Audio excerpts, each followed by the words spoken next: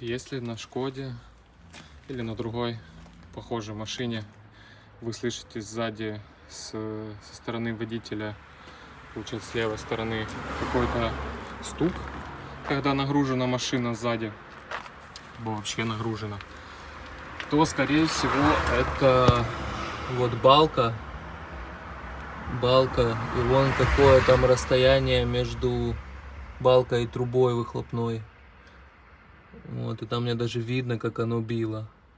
Я сначала, реально не мог понять, потому что никак я не мог выйти из салона, чтобы машина ехала на кочках и это все слушать. Но с салона было такое, непонятный на самом деле звук.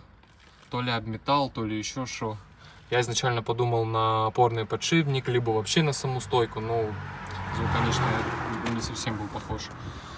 Так вот, поднял на домкрат, посмотрел.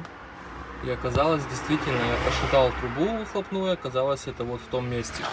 Получается, вот моя старая деталь, которая, заднее крепление, вот она уже такая подгнившая.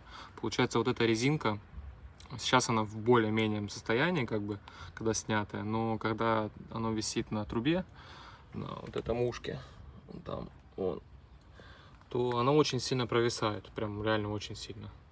Получается, из-за того, что она провисает, оно бьется вот там вот сзади об балку. Я ее снял, мне пришла новая деталька, Фэби заказывал, я ее вот поставил.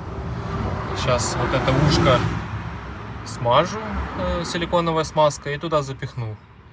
Вот, там по идее дальше, вот там вот должно быть еще одно крепление.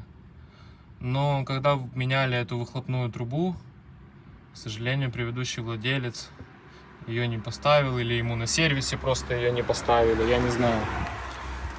Ну, я тоже ее не покупал. Пока попробую так, если будет дальше бить, то закажу еще то крепление, и, соответственно, там... Короче, все, ушко я одел. Все зашло отлично. В принципе, выхлопная поднялась.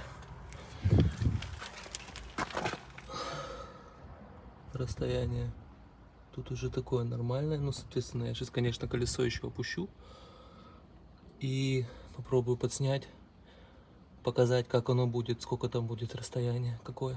Все, я опустил машину, там не сильно видно, но расстояние там, короче, намного увеличилось по сравнению с тем, что было на старом креплении. То есть вон труба выхлопной и вон балка снизу. Попробую, потом покатаюсь, посмотрим, как оно будет. Я надеюсь, оно решит эту проблему.